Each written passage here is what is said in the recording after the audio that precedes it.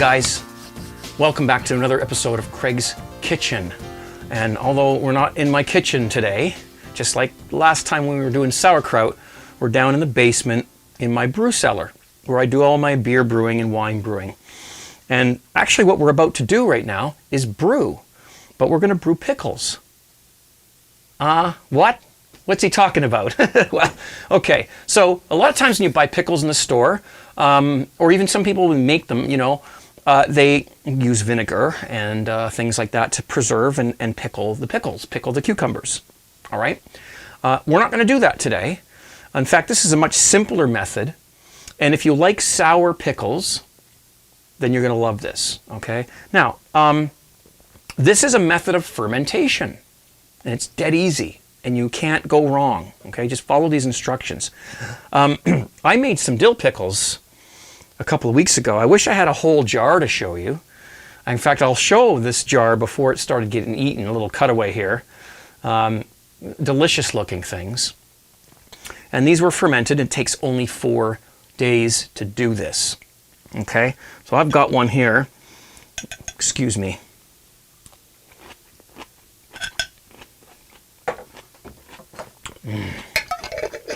Okay, so what you need, first of all, cucumber.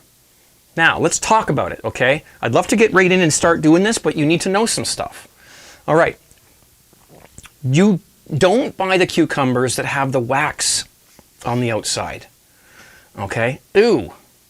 I don't know why anyone would want to put that in their pickles, and I don't know why they even do that, wax the cucumbers. I don't know, maybe it protects them from bacteria. I don't know. So what I do is I buy, these are called English cucumbers, okay? Now, usually they come wrapped in a plastic like this. So you just, you remove the plastic and you've got your nice unwaxed cucumbers. Also, the English variety of cucumbers, if you can get them in your area, they're called, I don't know why they're called English cucumbers, but if you can get them, they don't have as much seed matter inside, okay? So you're not dealing with that thing in the middle that's all mushy with the seeds. These don't have that as much of that. The seeds are very small. All right, so that's what I use. Now, if you can find the tiny little pickling cucumbers with the bumps on them, Bob's your uncle. Use them, okay? That's what you really need to do. But I can't find them around here. I mean, maybe you know where there's a farm somewhere you can get them fresh, or maybe you can get fresh cucumbers without the wax, but I just use the English ones and they work. Cucumbers and fresh dill. Okay, fresh dill, simple as that. Garlic, right? You just need some garlic. A couple cloves. I'm going to use 1 clove. I got 2 jars here, so I'm probably going to do 2, but we're just going to do 1 for the video, so we'll only need 1 of those. And that. So pickles, dill, garlic, bay leaves. Okay. I'll tell you why in a minute. Why you use them, obviously for flavor, but there's another reason. Select a jar that you think is going to suit the kind of cut that you're going to do with the pickles. Obviously, with the ones you saw here, I sliced them. So this jar, I think these are pretty much, that one's a little smaller, but they're almost the same. And it wouldn't really matter what kind of a jar you use. You just pack them in there nice and away you go. But today I'm going to actually cut them in spears, okay, the pickles. And so I'm trying to find a jar that, kind of, if you cut the cucumber in half, you can fit a bunch of spears in the jar. Fatter jar would be nice. It doesn't matter. I mean, these were jars, things were in them. I bought spaghetti sauce, whatever. You don't need any special jars for this, okay? Now, one of the questions I get asked a lot for this is, when you're making pickles with the vinegar, people, they boil the jars and they sanitize everything. You don't have to do that with this, okay? Wash your jars out with hot soapy water, rinse them well, and you'll be fine. The whole point in this is to ferment the cucumbers. So you need some wild yeasts, that float around in the air. You need some of that to help to ferment these. Now, if you're a home brewer, like I am, you brew your own beer and stuff, then you might want to, you'll probably have a sanitizer around that you use for that. And if you want to sanitize the jars with that, by all means, okay, if you're really paranoid. But I always rinse them out afterwards anyway, because I don't want the sanitizer being here. I don't know what it would do to the fermentation. It's fine for beer and wine, but I don't know what it does with pickles, okay? Okay, let's get right to this. The first thing we're gonna do though, before we do any cutting, is make the brine. How do you do that? Dead easy. Here I've got 4 cups of warm water. Now, a lot of people are gonna tell you not to use tap water, and I'm not gonna argue with that, although I successfully use my tap water and it's fine. I've tried both tap water and bottled water. No difference whatsoever in the end result, okay? But my tap water and your tap water are the same. So if you're worried about that, go get some spring water, bottled water that doesn't have chlorine in it, because I think that's what most people are worried about, is the chlorine. And I do have chlorine in my water, but it doesn't seem to affect the taste of the pickle. So 4 cups of warm water. And why do you want warm water? Because we need to dissolve the salt. Let's talk about the salt for a second. You don't use table salt with the iodine in it. You use sea salt. This is going to work the best, okay? I don't care what kind of sea salt you use. I just use regular, whatever you get from the grocery store, white sea salt, whatever it's called. I don't know, Mediterranean, whatever.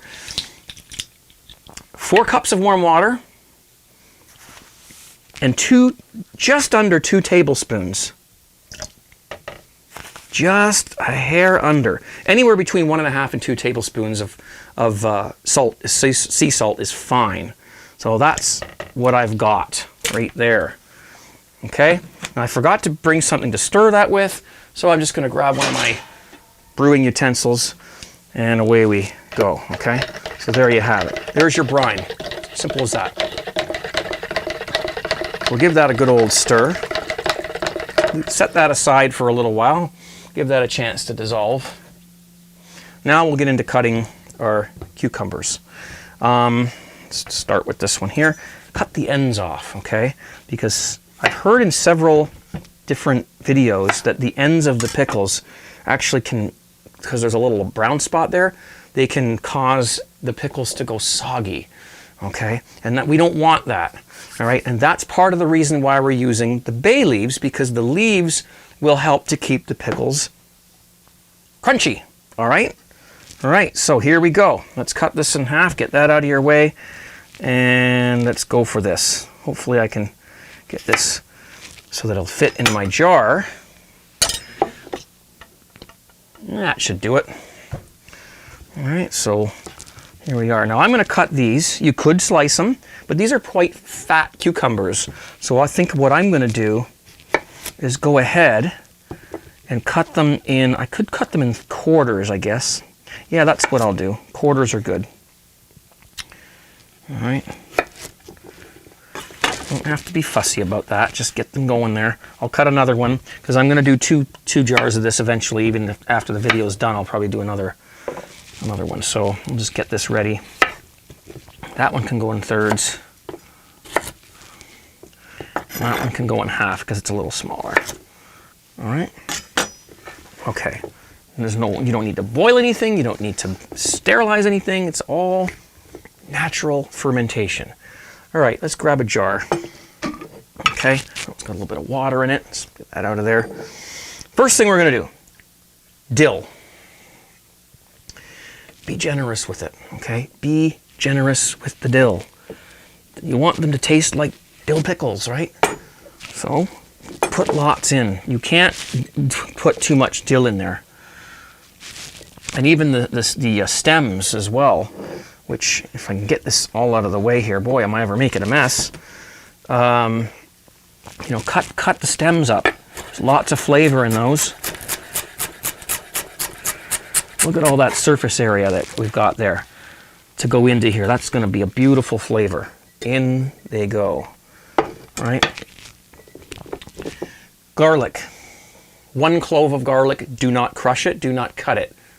I found putting more than 1 clove of garlic in, or if you cut the garlic up, it overpowers the pickles. Now, that's up to you. You can try it with 1 clove, and then maybe another time try it with 2 cloves. The nice thing about this is it only takes 4 days, so you're not investing a lot of time in it, and if you do something wrong, you can always start over and try it again. Now, I hope I can get these in there. I might have to pick some shorter ones here. Just put them in, that's all. Probably better off to lay the thing down and get them in there the best we can. This isn't working the way it's supposed to for me, but that's okay. The point of the matter is that you really want the pickles to be underneath the brine, completely covered. So what you see here is maybe I should have done it a little bit shorter cut. And, you know, maybe for the next jar, I'll cut them in half again and I'll jam them in there like that. You know, but yeah, you kind of don't want them sticking out of the brine.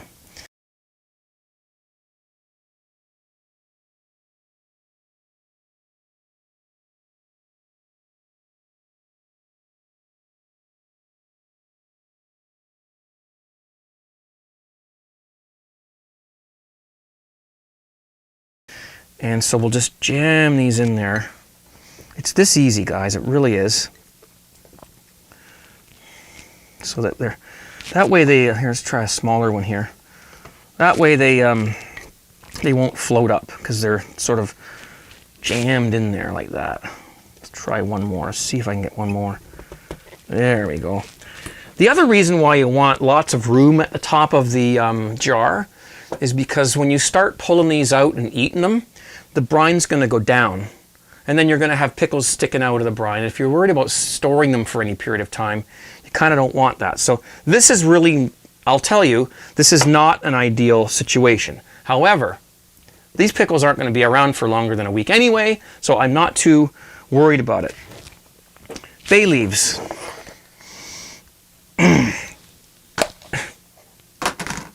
Childproof. Just put them in. Grab a couple, tuck them down. Doesn't matter if they break. You're not worried about, like you use a soup or a stew, you know, if someone's going to choke, you're not going to worry. Put 4 or 5 bay leaves in there. Just use all the broken ones that you can't put in your soups, and there you have it, okay? That'll help keep these things crunchy and a great flavor. What else can you put in here? The sky's the limit. You can put peppercorns in, whole peppercorns.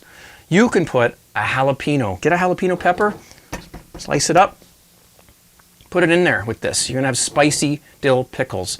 You can put herbs in. You can put like oregano, thyme, rosemary. You can put, you know, basil, anything you like, hot red pepper flakes. It really doesn't matter. Onions, okay? That's how amazing this is. So now we just go ahead and we pour in our brine and cover the pickles. I'm just trying to, there we go. That's good. A little bit more. Now, that's all there is to it. Put the lid on. Just leave it loose. Don't tighten it too tight. You want the, when this ferments, the gases are, there's going to be gases produced, carbon dioxide, and they need to escape. If you tighten it all the way, boom, you're going to have, you know, you might have a little problem there. So I'm just going to sort of, you know, loosely make sure that it's not all the way tight, and we're all set. You put this in a dark corner of your house where it's fairly warm. I would suggest the warmest room of your house possible, and let it sit for exactly 4 days, okay? If you let it sit any longer than that, it might over ferment and the pickles can go soft.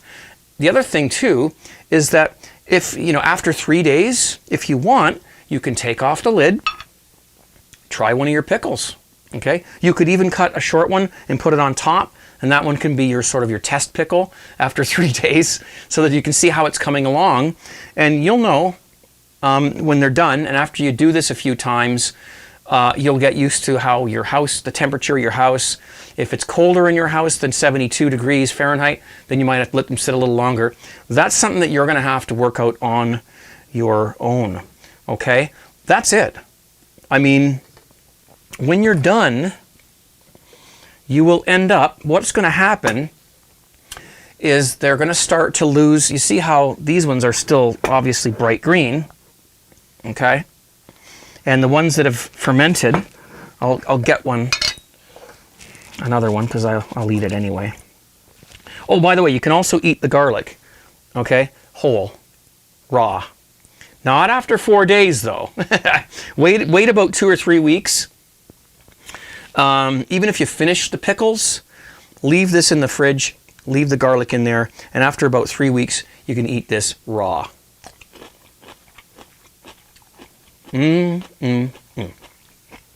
Pickled garlic. There's another one for you. Now you can see what's going to happen. So after about 4 days, they're going to lose their color. They're going to go kind of white. Okay? After 4 days, you're going to put them in the fridge, the refrigerator, and when they get cold, they're going to turn that color. And that's because the pickles are going to reabsorb the brine mixture, and they're going to go translucent like that. I'm not going to eat that right now. I've done enough crunching on this video. Now, that's it. You're done. So enjoy that, and let me know what you think down in the comments. One of the things I want to mention before I go is how healthy this is for you. These are absolutely so incredible for your pipes, okay? Your bowels, your intestines, your stomach, everything. That you will notice a difference in the way your body works. I kid you not. The other thing that I'd like to point out, don't throw away the brine. Why not? Because you can add some of this to your next batch, and it will kickstart the fermentation and get it going faster. I want you guys to try this. Thank you so much for watching this episode of Craig's Kitchen. We'll be back with more very soon. Cheers and happy pickling. Take care.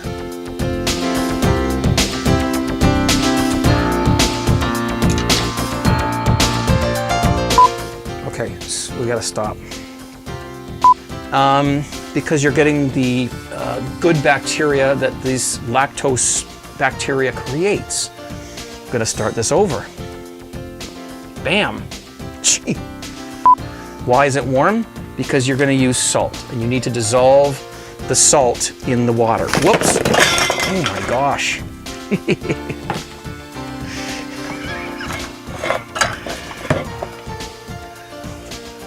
There's a blooper.